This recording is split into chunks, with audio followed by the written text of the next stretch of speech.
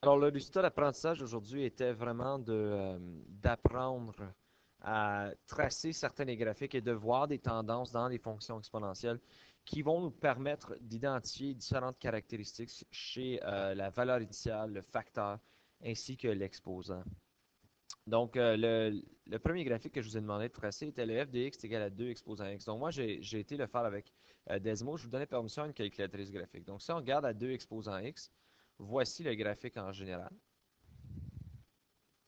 Et quand on vous demande le domaine et l'image, ben on voit ici que x peut être n'importe quoi, n'est-ce pas? X continue. Donc, x fait partie de l'ensemble des nombres réels. Il n'y a aucune restriction sur x. Si je fais un zoom out, que je ne vais pas en faire trop tôt, vous voyez que x continue à grandir exponentiellement.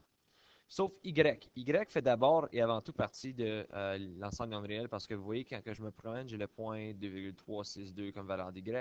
Donc, il fait partie de l'ensemble des nombres réels, mais y ne fait pas partie. Pardon, Y a quand même une restriction. Parce que si je zoome en arrière, vous voyez ici, Y va vers l'infini négatif. Pardon, X, à mesure que X va vers l'infini négatif, Y tend vers 0. Donc, Y ne peut pas être plus grand que ne peut pas être égal à 0. Alors, Y est plus grand que 0 dans ce cas-ci. Peut-être vous voyez, même ici, ça dit 0 là-dessus. Mais regardez à mesure que je zoome in sur 30. OK. Il me dit encore 0.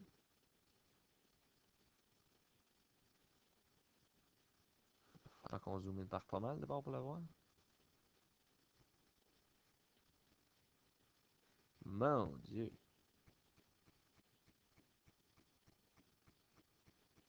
Là, je m'en viens un peu tanné, là.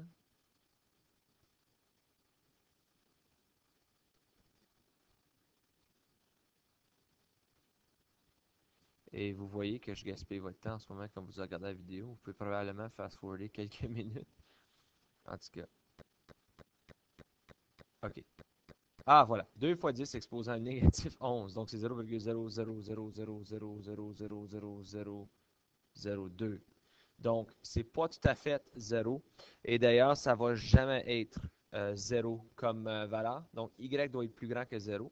L'ordonnant à l'origine, donc je vérifie quand est-ce que je croise l'axe des y. Et ça, c'est au point 0,1. Donc, lorsque y égale à 1, j'ai mon ordonnant à l'origine. Et ça fait, c'est quand même logique. Vous voyez, vous savez que c'est valeur initiale fois le facteur exposant mon temps. Donc, ceci, c'est mon facteur 2 exposant mon temps. Si je ne vois pas visuellement une valeur initiale, ça veut dire qu'elle est 1. Donc, ma valeur initiale, c'est quand mon temps est 0. Et effectivement, mon ordonnant à l'origine veut dire que c'est 1. Puis s'il y a une abscisse à l'origine, non. L'abscisse à l'origine, c'est lorsqu'on croise l'axe des x. Et dans ce moment-ci, vous voyez qu'on ne croisera jamais l'axe des x pour aller sur le côté négatif des y. Pour le graphique de 5 exposant x, je vais le placer ici juste en même temps, il est le graphique bleu. Vous voyez en ce moment qu'il augmente plus vite. Donc, vous voyez qu'au début, il va diminuer plus vite. Donc, et une fois qu'il traverse l'axe de 0,1, il va aller plus vite vers les valeurs d'y. Donc, les valeurs d'y vont augmenter plus vite à mesure que x augmente parce que c'est maintenant, il est 5 fois plus grand comme facteur. Pour le domaine, c'est encore une fois, x fait partie de l'ensemble des nombres réels. Vous voyez que x peut être n'importe quoi. Y peut encore ne pas traverser 0. Donc, y est plus grand que 0. L'ordonnée à l'origine est quand même 0,1 parce que la valeur initiale ici est quand même 1 fois 5 exposant x. Et non, il n'a pas d'abscisse à l'origine. Pour le graphique 0,3 exposant x, si vous l'observez juste ici, pardon, c'est le graphique vert que vous voyez. Donc, la différence, c'est qu'il est dans le sens opposé. Donc, à mesure que les valeurs négatives de x apparaissent, les valeurs d'y sont plus grandes. Et lorsqu'on traverse euh, l'axe des y, donc on devient positif chez les x, on rapetit. Donc, vous voyez les valeurs d'y 0,0001. Ceci est dû à l'effet que c'est une décroissance et non une croissance. Alors ici, je suis plus grand que 1, mais ici, je suis entre 0 et 1. Et comme on l'a mentionné dans les leçons précédentes, une décroissance exponentielle veut dire que je décrois à mesure que x grandit. Donc c'est le contraire de l'autre direction. Et vous avez remarqué aussi qu'il est plus large que les deux autres parce qu'il grandit plus lentement étant donné que j'ai 0,3. Pour un exposant X, pardon, pour terminer le domaine de l'image, le domaine dans ce cas ici avec 0,3 est quand même X qui fait partie de l'ensemble des nombres réels. L'image, c'est quand même que Y fait partie de l'ensemble des nombres réels, sauf qu'il doit être plus grand que 0. L'ordonnée d'origine est quand même 1 parce que c'est juste 0,3, donc c'est quand même une valeur initiale de 1. Et mon abscisse à l'origine n'existe pas. Pour 1 exposant x, c'est la ligne droite que vous voyez ici. Okay? Puis c'est logique parce que 1 exposant n'importe quoi, c'est 1. 1 exposant 4, c'est 1. 1 exposant 1000, c'est 1. Donc, peu importe la valeur de x, la valeur d'y va toujours être 1. Dans ce cas ici, le domaine x fait partie de l'ensemble des nombres réels. X peut être n'importe quoi sur cette ligne. Là. Regarde, à 4, y est à 1. À 2, y est à 1. Donc, x fait partie de tout, sauf y fait partie des nombres entiers, parce que 1, c'est un nombre entier. On s'entend que c'est aussi un nombre réel, mais on va être plus précis. Et y est égal à 1. C'est la restriction. Est-ce qu'il y a un ordonnal à l'origine? Absolument, à 0, 1. Mon Dieu. Et est-ce qu'il a un abscisse à l'origine? Non, parce qu'il ne va jamais traverser l'axe des x. Pour continuer, nous avions ici le dernier graphique qui était 2 fois 3 exposant x. Donc là, on vient un peu changer ce que ça va de là. C'est le graphique orange ici. Donc 2 fois 3 exposant x veut dire qu'il triple à chaque fois. Toutefois, il y a une valeur initiale de 2. Donc vous voyez ici que ton ordonnal à l'origine va être maintenant 2 parce que c'est sa valeur initiale. Donc lorsque le temps est 0, la fonction est égale à 2. En termes de domaine, il est encore que x fait partie de l'ensemble des nombres réels. Et si vous regardez la ligne orange, y fait également partie de l'ensemble des nombres réels, sauf qu'il ne va jamais traverser l'axe des x, donc y doit être plus grand que 0. L'ordonnal à l'origine est y égale à 2 et il n'y a pas d'abscisse à l'origine. Bon, maintenant qu'on a observé ces différentes, les différents types de fonctions que nous pouvons avoir, donc soit le facteur ou la valeur initiale, je vous ai donné deux graphiques à tracer ou à essayer de tracer avec des stratégies que vous connaissez ou que vous êtes à l'aise. Donc, vous avez 4 fois 1,5 exposant x. Alors, je vous donnais un graphique vide pour essayer de tracer ceci. Et la stratégie optimale que la majorité d'entre vous, vous avez utilisée, c'est de vous faire une table de valeurs. Je sais que j'ai x et f de x. Vous pouvez commencer à moins 2 et vous rendre vers 2 pour commencer. On va voir ce que ça donne. Je vais mettre les calculs ici, mais ensuite, je vais les effacer pour permettre de l'espace pour le prochain graphique. Donc, dans ce cas-ci, si x égale à moins 2, ça va me donner f de moins 2 qui va être 4 fois 1,5 exposant négatif 2. Si j'ai un exposant négatif, ça veut dire qu'il faut que je flippe et ça devient positif. Donc, c'est 2 sur 1 exposant 2, ce qui veut dire que c'est 4 fois 4, donc ma réponse est 16. Donc, ici, mon f de x est 16. Alors, si je sais ceci, je vais faire des bonds de 2 pour mon échelle. Donc, 2, 4, 6. Ce qui va m'apporter ici pour 16. Alors, quand je suis à moins 2, je suis à 16. OK. Pour moins 1 maintenant, ça va être f de moins 1 qui va être égal à 4 fois 1,5 exposant négatif 1. Donc, le négatif 1 va faire le flip qui est 4 fois 2, donc 8. Alors, mon prochain point est à 8. Donc, à moins 1, je suis ici à 8. À 0, ça devrait être assez facile, même pas nécessaire de calculer parce que ça, c'est ta valeur initiale. Tu devrais savoir qu'à 0, tu es à 4. À 1, je vais avoir f de 1 qui va me donner 4 fois 1,5 exposant 1. Donc, c'est 4 fois 1,5 qui va être 2. Donc, à 1, je suis à 2. Et lorsque je suis à 2, ça va être 4 fois 1,5 exposant 2, ce qui va être 4 fois 1 quart, donc ce qui va être 1. Donc, je réalise que ma fonction décroît. Comme ceci. Donc, voilà ma fonction 4 fois 1,5 exposant x. Et c'est normal de voir une décroissance parce que mon facteur est entre 0 et 1. Et c'est normal que quand je suis à 0, ma valeur initiale est 4. Donc, effectivement, ceci est le bon graphique. Le deuxième graphique à tracer était celui de f de x égale à négatif 3 exposant négatif x. Donc, tu fais encore ton x, f de x. Nous allons quand même faire entre moins 2 et 2. Donc, si je fais f de négatif 2, ça va être négatif 3 exposant négatif 2. N'oubliez pas que, pardon, c'était 3 exposant négatif, négatif 2, parce que la fonction, c'est f de x exposant négatif 3 exposant négatif x.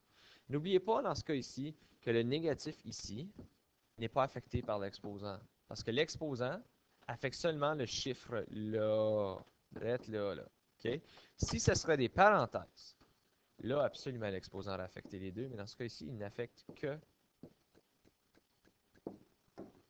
il n'affecte que le chiffre ici. Donc, ça va me donner moins. Donc, le moins 2, ça va être 3 au carré, ce qui va être moins 9. Donc, ma réponse ici est négatif 9 pour f de négatif 2. F de négatif 1, ça va être moins 3 exposé à moins négatif 1, ce qui va être moins 3.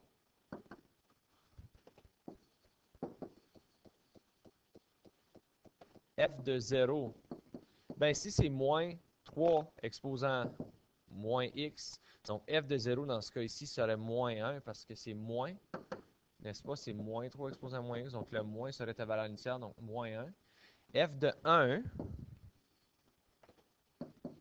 ça va être moins 3 exposé à négatif 1. Donc là, je fais le flip, ça va être moins 1 sur 3. Et f de 2, ça va être moins 3 exposé à négatif 2. Donc ça va être moins 1 sur 3 exposé à 2 qui est moins 1 sur 9. Donc là, maintenant, je suis prêt à poser mes points. Je sais que je peux utiliser une échelle de 1, 2, 3, 4 parce que c'est des chiffres entre 0 et 10. Alors, je sais qu'à moins 2, je suis à moins 9. À moins 1, je suis à moins 3.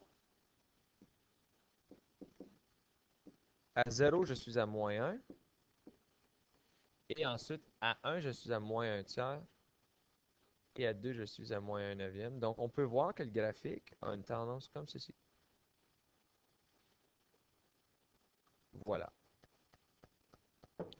La prochaine activité que je vous ai donnée, c'était de prendre un graphique maintenant et de deviner c'est quoi sa fonction exponentielle. Donc, dans ce cas ici, il y avait plusieurs stratégies. Voici celle que moi j'utiliserais, mais vous avez le choix d'utiliser soit une table de valeurs, soit l'équation, etc., pour trouver l'équation. Moi, je sais que c'est la fonction f de x est égale à a fois b exposant x, où a, c'est ma valeur initiale, et b, c'est mon facteur. Donc, b, c'est par combien est-ce que j'augmente. Alors, ce que moi j'ai fait, c'est que je me suis dit, OK, je vais trouver la valeur initiale. Ça, c'est quand x égale à 0. Donc, j'ai fait un petit cercle ici, j'ai dit 1, 2. Donc, ça, c'est 2. Ça, c'est le point 0, 2 essentiellement.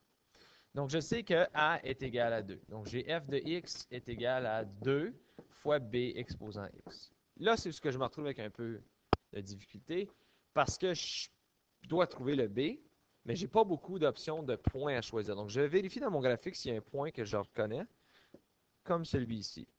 Le point 1 et 6. Donc, ça, c'est une valeur de x et une valeur de f de x que je peux aller substituer dans mon équation. Parce que si c'est une égalité, ça veut dire que ce côté-ci va toujours être égal à ce côté-là. Et ça peut peut-être me permettre de trouver ma valeur de b. Alors, si je substitue mon f de x par 6 égale à 2 fois b exposant 1, ça va me donner 6 est égal à 2b. Je divise par 2, divise par 2. 3 est donc égal à b. Donc, mon équation, c'est f de x est égal à 2 fois 3 exposant x. La dernière question qui était un peu difficile pour certains d'entre vous, c'était une question de demi-vie. Donc, soit un échantillon de matière radioactive dont la demi-vie est de 3 jours. L'échantillon a une masse initiale de 200 mg. Écrit une fonction qui définit la quantité restante en milligrammes selon le temps écoulé en jours. Donc là, il faut s'arrêter et se dire, OK, demi-vie veut dire qu'il diminue de la moitié. Donc, je sais que mon A, donc si j'ai la fonction f de x est égal à b à la x, je sais que mon b va être 1 demi. OK. Et A, c'est la valeur initiale. Donc, je regarde, je n'avais initialement 200 mg. Alors, je suis sur la bonne piste. Ça donne f de x est égal à 200 fois 1 demi exposant x. Mais vous allez changer un peu votre logique, parce que ça, c'est bien si c'est à chaque jour. Ça, c'est l'équation qui démontre à chaque jour combien est-ce que j'en ai. Mais on n'est pas à chaque jour. C'est à tous les 3 jours. Donc, comment est-ce que je peux utiliser mon x pour démontrer que mon x soit quand même, ou qui peut être une autre variable, qui soit quand même une journée, mais que ça permet à cette équation ici de représenter à tous les 3 jours. Donc, tu dois penser, OK, à tous les 3 jours, c'est égal à un cycle. N'est-ce pas? Donc, par cette logique-là, si j'ai fait une journée, je devrais avoir fait un tiers d'un cycle. Donc, si j'ai fait 2 journées, je devrais avoir fait 2 tiers d'un cycle.